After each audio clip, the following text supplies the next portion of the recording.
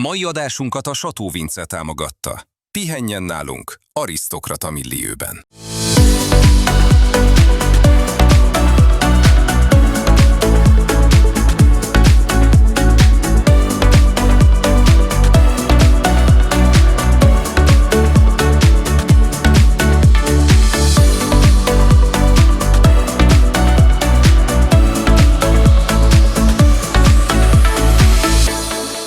...1909. augusztus 29 és szeptember 5-e között rendezhette meg Budapest a 16. Nemzetközi Orvoskongresszust.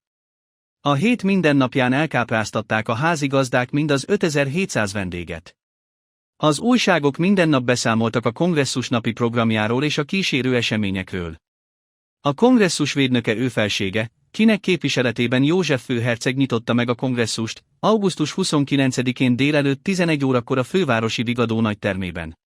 A kongresszus szervezőbizottságának élén báró Korányi Frigyes tiszteletbeli elnök. Üdvözlő beszédet mondott gróf Apponyi Albert kultuszminiszter. 1909. szeptember 1-e Pesti Hírlap. A Tokaji bor, mellyel a Földművelésügyi Kormány a 16. Nemzetközi Kongresszus minden tagját megajándékozta, nagy örömet okozott különösen külföldi vendégeink között, kik a borok királyát, mely világszerte, mint gyógybor is forgalomban van, hamisítatlan minőségben a saját hazájában kaptak meg. Ám e nemes gesztus érdekes reakciót váltott ki némely orvosból, amiből országos, majd világhír lett. 1909. szeptember 2-a, Pesti Hírlap. Tiltakozás. A Magyar Királyi Földművelésügyi Miniszter a 16. Nemzetközi Orvoskongresszus minden egyes tagjának 2 üveg Tokaji bort ad ajándékul és egyúttal röpiratban hívja fel az orvosok figyelmét a Tokaji borra, mint gyógyszerre. Az Abstinens Orvosok Nemzetközi Szövetsége kötelességének tartja ez ellen tiltakozni és a kongresszus vezetőségéhez, valamint a kongresszus tagjaihoz azt a kérelmet intézni, hogy ezt az ajándékot utasítsák vissza. A 4. napon szervezett kirándulást tettek a budafoki pincészetbe és a Törlei gyárba. Érdekes módon a pezsgőgyárban tett kirándulás után egy orvos se tett panaszt. Üdvözlök mindenkit! A mai podcastben egy rendhagyó módon egy nagyon-nagyon érdekes aszúról fogunk beszélni. Igazán a Tokaji dojenje, a Szent Grál, tehát ez az az aszú, amit mindenki birtokolni akar, amit mindenki meg akar kóstolni, meg akar venni, a csúcs. Tehát amióta tokaji aszúk vannak, ez az évjárat az, amit mindenki szeretne. Igazából az áráról majd később fogunk beszélni, de gyakorlatilag bemutattunk egy olyan évjáratot, ami mondhatjuk, hogy a világ legjobb évjárata, és nem csak tokaji aszúban, hanem más borokba és szeszes italokba is. De mielőtt rátérünk erre a borra, egy kollekciót szeretnénk bemutatni, aminek ez a bor is a része. Ez egy nagyon érdekes kollekció. 1909-ben volt egy orvosi kongresszus Budapesten, ez volt a 16. évi augusztus havában tartott orvosi kongresszus. 5-6 ezer vendég volt, és ennek a kongresszusnak az volt a lényege, tehát Spanyolország, Franciaország sok helyről jöttek, hogy Darányi Ignác miniszter tokaji bort adományozott a vendégeknek. Fogunk is bemutatni ezekről cikkeket, de az az érdekessége ennek az adományozásnak vagy ajándéknak, hogy óriási nagy balhé kerekedett belőle, úgyhogy az orvosok egy része kikérte magának, mivel abstinens, hogy bármilyen szeszes itallal megkínálják. Akkor a magyarországi részről is voltak olyan termelők, akik tokaji bort termelnek, és azt mondták, hogy ez torzítja a piacot, hogy nem az övék, tehát stb. Ugye ezek a borok, ezek a Magyar Királyi Pincemesteri Tanfolyamról, tehát Budafokról kerültek ki, tehát nem egy ilyen helyi termelőről, hanem Budafokról. Tehát ez okozta a feszültséget. 2 darab dobozt tudunk ebből megmutatni az eredeti dobozból. Ugye ez így néz ki az egyik. Ez egy kisebb, egy 0,33-as üvegnek megfelelő doboz. Sarkai látjuk ezt a fecskefalk csapolást, tehát ez egy eredeti doboz. Így néz ki, ezt majd közelből is be fogjuk mutatni a feliratot. Ez a jobb állapotú, tehát azért mutatom, hogy ez van jobb állapotban. A másik doboz pedig egy nagyobb, ezt kapta szinte mindenki, tehát a leírásokban is az szerepel, hogy 2 üveget kaptak személyenként.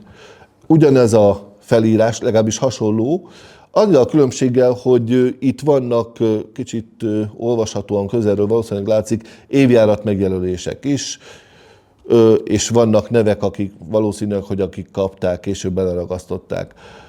Az évjáratok teljesen különbözőek voltak. 1909-ről beszélünk.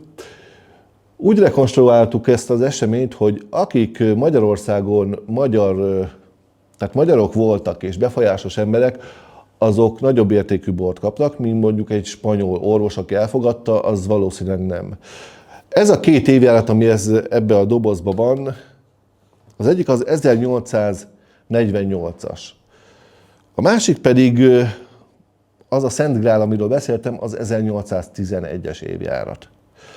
Mielőtt rátérnénk az 1811-esre, megmutatnám az 1848-ast, hogy néz ki egy ilyen 48-as bor. 4 nyelven, felül magyarul, alul németül, van itt egy angol és egy francia felirat rajta, hogy ez Budafokon van a pincemesteri tanfolyam pincéjéből. Ezt annyira nem szoktuk kitekerni, mert ezek a selyem papírok már inkább törnek, inkább az alján ki szoktuk húzni. Több ilyen bort is láttunk, ilyen a Széchenyi Sándor például, és Széchenyi Bartolomeunak is ilyen csomagolásban van. Tehát így néz ki egy 48-as bor. Az üveg az még ilyen kicsit franciás vonásokat takar, tehát alul kicsit keskenyebb és a vállánál szélesebb. Ami az érdekessége az üvegnek még, hogy ezen, tehát ugye 48-as borról beszélünk, ilyen 50-es évekbeli fújt üveg, nincsen gyűrű, tehát itt nincs rajta gyűrű, ez egy teljesen egyenes a fújás után, tehát az 1860-as években már itt van egy gyűrű mindegyiken. Mondhatjuk azt, hogy vinyetta, de ez nem az, tehát vinyettának hívjuk most, de ezek nem öntapadósak, hát régen ugye valahogy jelezni kellett a borokat, ezeket mindegyiket beragasztozták és felrakták, az alján látszik az üledékfogó, a felirat szerint ugye 1848, és itt látszik egy tokaj, alatta pedig ugyanúgy csak valami tokai felirat, a jobb alsó sarokban pedig egy aláírás, ami elvileg tökéletesen lehetne olvasni, ha tudnánk, hogy ki írta alá. Tehát ezt annyira nem tudjuk. Mivel nem arra szánták ezeket a borokat, hogy tárolják, ezért a doboz kialakítása sajnos fektetve van, és ez látszik a üvegen, a tokajasszút mindig állítva tároljuk. Nem tudom, mennyire látszik így a kameránál, ez ilyen sötét csík így végig. Tehát ez a bor, ez címkével felfele feküdt itt, 1848, tehát azért nem 100 évet, hanem többet. Az ónkupak tetején egy címer látható, azt is közelről meg fogjuk mutatni.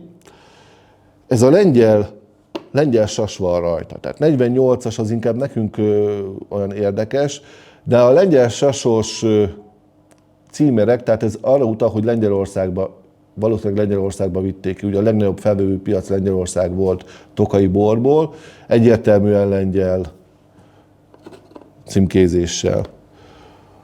Ez egy sima aszú, tehát nem eszencia, elég jól folyik az alja, elég sűrű, van rajta egy olyan, hát nem mondom, hogy újni, olyan 0,7-0,8 mm-es üledék körülbelül.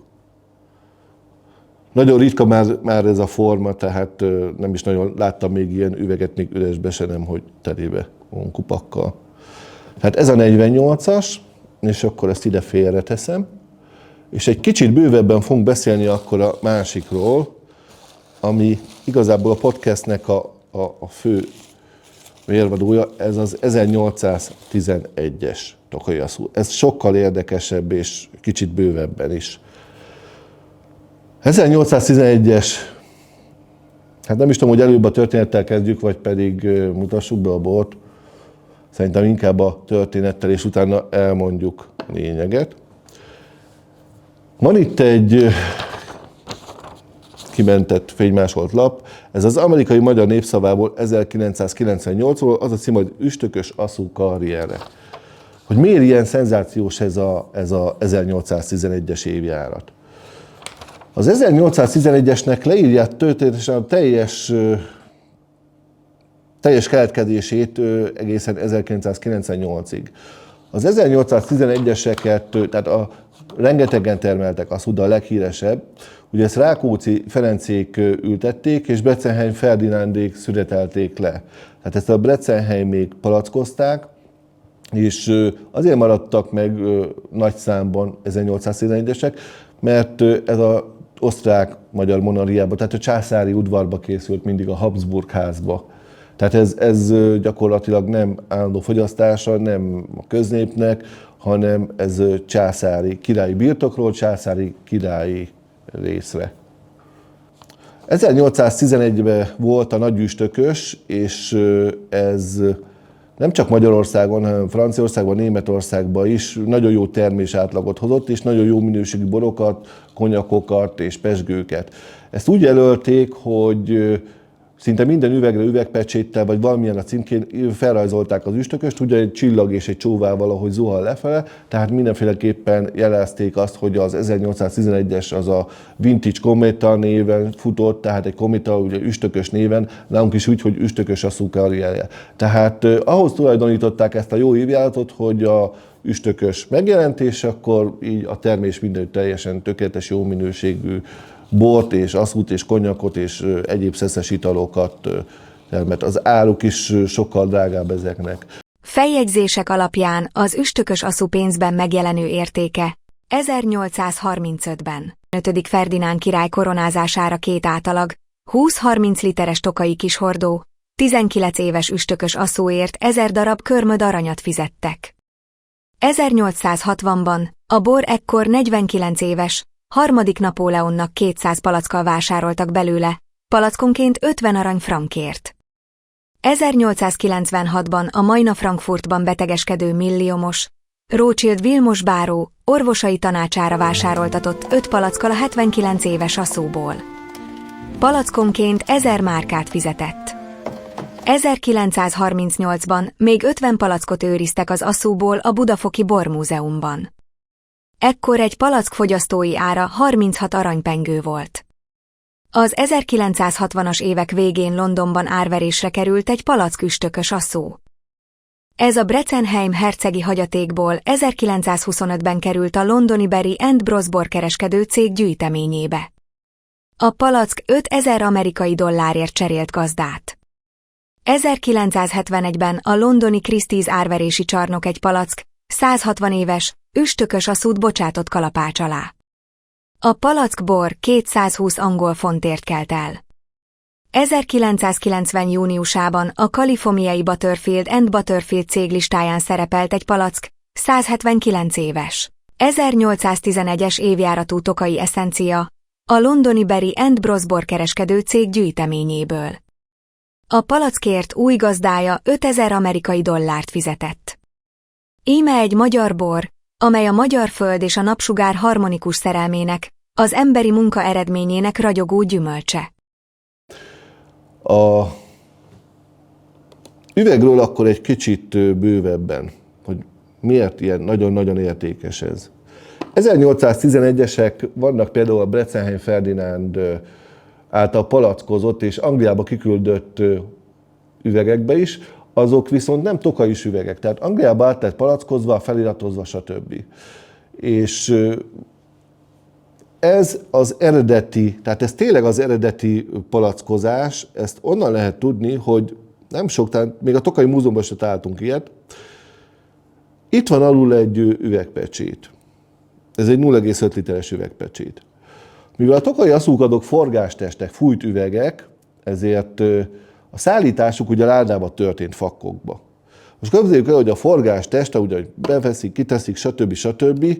Ez mindig beakad. Tehát ez egy nagyon-nagyon rossz technológia volt, rá is jöttek erre, beakadt, letört, hozzádörzsölődött, nem jó, és innen a pecsét felköltözött ide. Amikor ide felköltözik az 1800-as évek közepe, tehát a 30-as, 40-es években, akkor megjelennek a családi jelek, a kürtök, a számozások, a 0,5 liter, 0,20, stb. Utána jönnek a tokaj RY-os feliratok, de a legelső pecsétek itt voltak, tehát ez egy eredeti üveg, ami még az eredeti palackozással készült. Ezen is van egy hasonló címke, mint a másik, az van rajta úgy, hogy Tokai 1811. Az ónkupak viszont sokkal érdekesebb. Az ónkupakon a Lotharingiai Habsburg címer van. Ez annyiban különbözik az osztrák címertől, hogy ez a Habsburg családnak a a családi címere. Tehát ez nem az osztrák címer van rajta, hanem a Habsburg címer, ami nem ugyanaz. Azért érdekes, mert ez azt jelöli, hogy a bor nem az osztrákok, nem az osztrák-magyar monarchia, tehát nem az osztrákok tulajdona, nem a királyé, hanem a királyi családé. Tehát a Habsburg család az nem egyenlő a császári Ausztriával és Magyarországgal. Ezen kívül, hogyha ráközelítünk, tehát ez egy dupla fejű sas, a címerben középen van 3 sáv függőlegesen megosztva, ez Ausztriának a jelképe, jobbra ferdén van 3 sasfiók, és bal oldalt pedig egy oroszlán, ez a Habsburgoknak, tehát a lotaringiai címere, tehát ez személyesen azzal van ellátva. Ezen kívül ugye említettem, hogy vannak az üvegeken, mutatunk is 1811-es konyakokon, pezsgőkön üvegpecsétek a hullócsillaggal. Na most ezen itt oldalt, nem tudom mennyi látszik, majd ráközelítünk, ott van a kis hullócsillag a csóvával. Amikor én ezt a kollekciót megvettem, akkor az eladó nem említette, és szerintem ez gyűrődésnek vette, csak ugye az alapos vizsgálat után derült ki, tehát hasonló a gyűrődéshez, de egyértelműen egy 5 ágú zuhanó csillag egy 3-4 sávos csóvával. Az 5 ágú csillag azért érdekes, mert ugye az Oroszország, tehát amikor a Szovjetunió volt és Magyarország is tartozott a keleti blokkhoz, ugye az 5 ágú csillagnak felül van a csúcsa, alul meg a 2 szára. Nem úgy ezeknél a boroknál, mert ugye mivel hullócsillag, tehát kométa, ezért ezt megfordítják, és a csúcs lefele van, és felfele van a lába. Ez minden egyes bor és szeszes italon úgy van, tehát egy fordított csillag, amiből kijön a csóval, és itt totálisan látszik ez a csillag, ami fejjel lefele van, és ott vannak a csóvák. A borról annyit, hogy sajnos ezen is ugyanúgy látszik, mint a testvérén, ez a csík, ugye az üledék, és itt még annyi érdekes, hogy az alsó körülbelül 3-4 centi teljesen be van cukrosodva, nem tudom mennyire látszik itt, tehát fehér színű, olyan, mint a homok lenne, de a cukor ki van csapódva. Tehát ez egy valószínűleg aszú vagy aszú eszencia, leírásokban aszú eszencia is szerepel, és aszú is, mind a kettőt, attól függ, hogy melyik újságot olvassuk, akik dokumentálták ugye ezt az orvosi kongresszust. Valószínűleg a cukortartalom miatt én inkább aszú eszenciára tippelek. Eszenciának biztos nem mondanám, de aszú eszenciának még elmegy. Tehát sima aszúban nem láttam ilyen vastag, nagyon körülbelül ilyen vastagon van a cukor kicsapódás. Amúgy ez érdekes, hogyha nem ilyen régi boroknál, hogyha ilyen történik, akkor egy egyszerű melegítéssel, tehát egy kicsit langyosabb vízbe belteszünk egy hagyományos ilyen bort, és akkor ez a cukor ez felolvad, és teljesen fogyaszthatóvá válik az egész. Hát nagyjából ennyit szerettem volna az 1811-esekről mondani.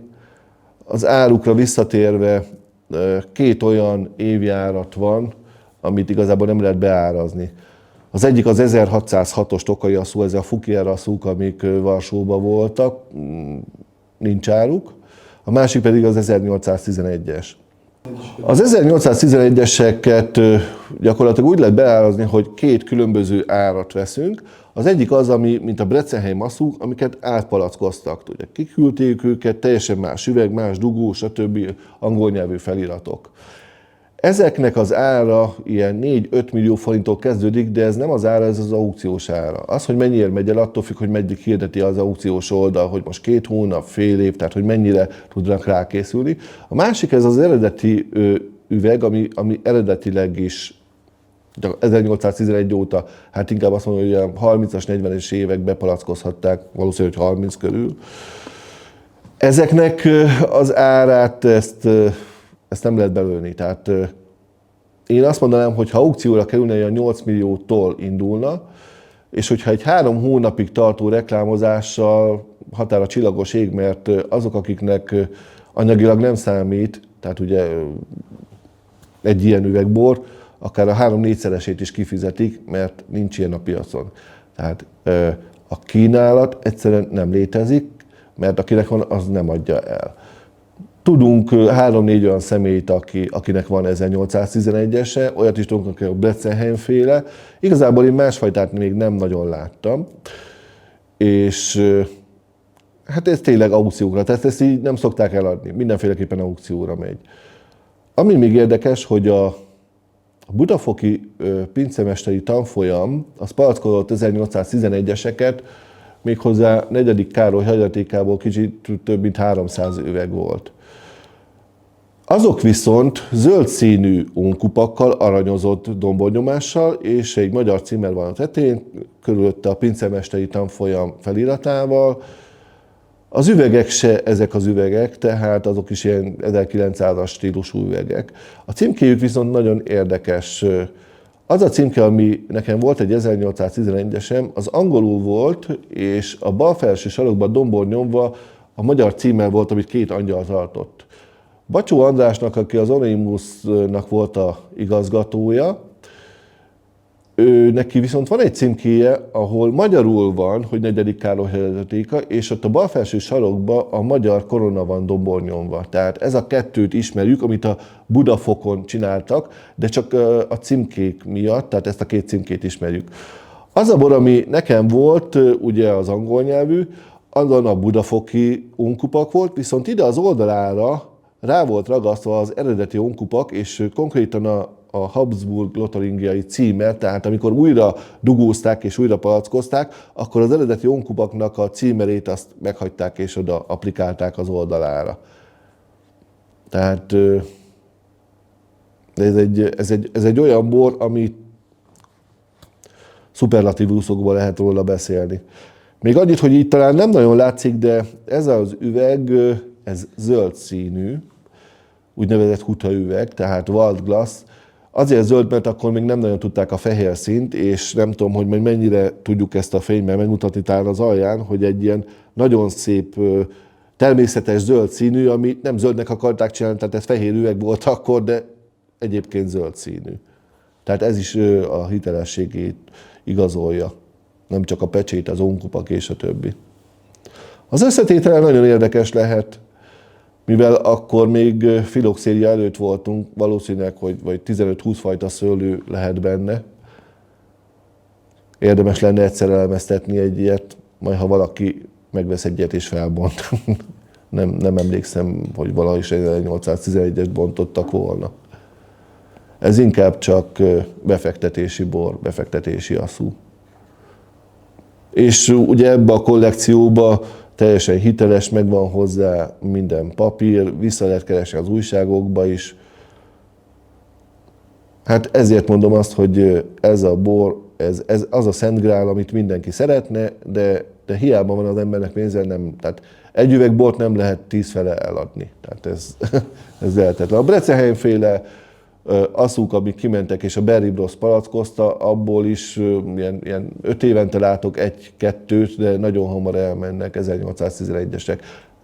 Majd arról is mutatunk egy képet, de mondom, teljesen más, tehát ilyen angol stílusú üvegben van, inkább konyakos jellegű az az üveg.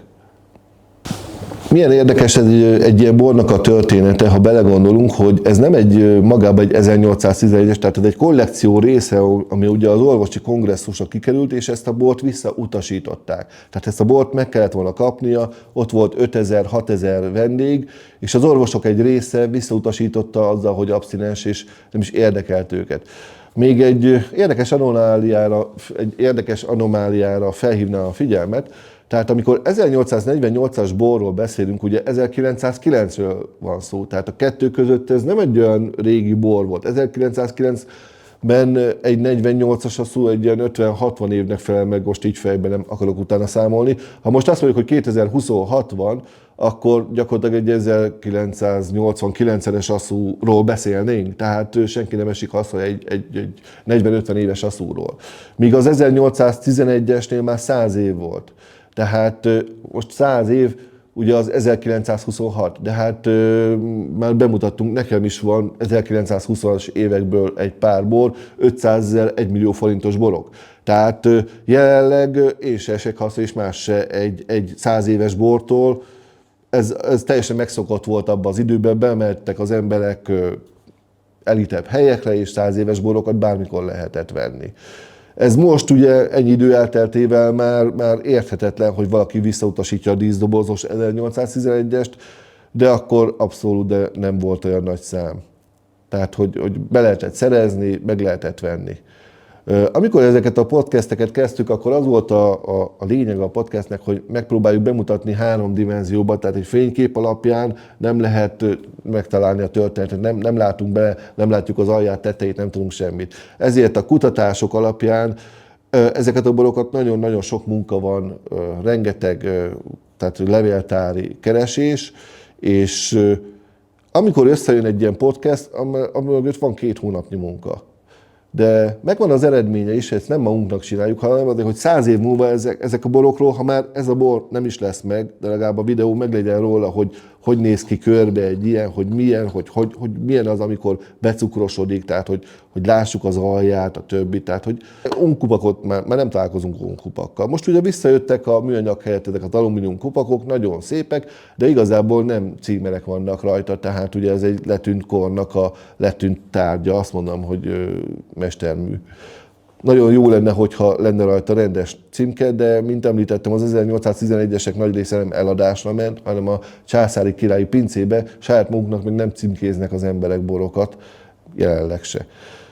Tehát ez teljesen helyévaló ez a címke, ami gyakorlatilag, ha hozzáérek, már darabokra törik, nem is akarom annyira bántani. Tehát ezeknek a podcastnek az a célja, hogy megmaradjon, hogy 50-100 év múlva is vissza lehessen nézni, hogy milyen boraink voltak, és a háttéranyaga, hogy kipalackozta, hol. Tehát ez egy érdekes történet így a Tokaj-hegy alján, itt a tokaji borokkal. Megjegyzem, hogy 5-10 évvel ezelőtt, még 1900 előttről elég gyakran lehetett, szinte havonta lehetett aukciókon borokat venni. Most úgy veszem észre, hogy inkább 1900 utániak vannak, tehát 1800-assal kezdődő, 1870-90, ezek úgy elfogytak, nem nagyon vannak. Ha van aukció, akkor is olyan horror összegek, irreális összegekért mennek el, ami már tényleg az eredeti árnak a 3-4-szerese, nem feltétlenül veszi meg az ember. Ez egyébként egy budapesti ügyvédnek a hagyatékában volt, és ebből a hagyatékból még sikerült 2 pezsgőt is megmenteni. Ez egy első szériás Törlei és egy François Lajos pezsgő volt. Hát annyit mondanák még így teljesen mellékszál, hogy Törlei Franciaországba, Reims-ből tanulta a pezsgőkészítést, és ott volt a fiatal kollégája, François Lajos. És ő neki volt pezsgőgyára is, tehát ő csinált Franciaországba pezsgőt, de aztán, hogy Magyarországra költözött, és François Lajost alkalmazta, elkezdték a pezsgőket készíteni, François kivált, és elkezdte a saját pezsgőjét gyártani. Ez azért érdekes, mert ahonnan ezek a borok vannak, ott volt, tehát a legelső François Lajos és a legelső szériás Törlei pezsgőket is azért vettem meg, mert én csak rajzol láttam ilyeneket, még fényképen se. Nem tudom az értéküket, tehát egy olyan gyűjtő volt ez az ügyvéd úr, aki még annó fel tudta ezeket kutatni, valószínűleg, hogy a 50-es, 60-as években szerezte ezeket a készleteket, mert ma már ilyen minőségben egyszerűen nem lehet találni.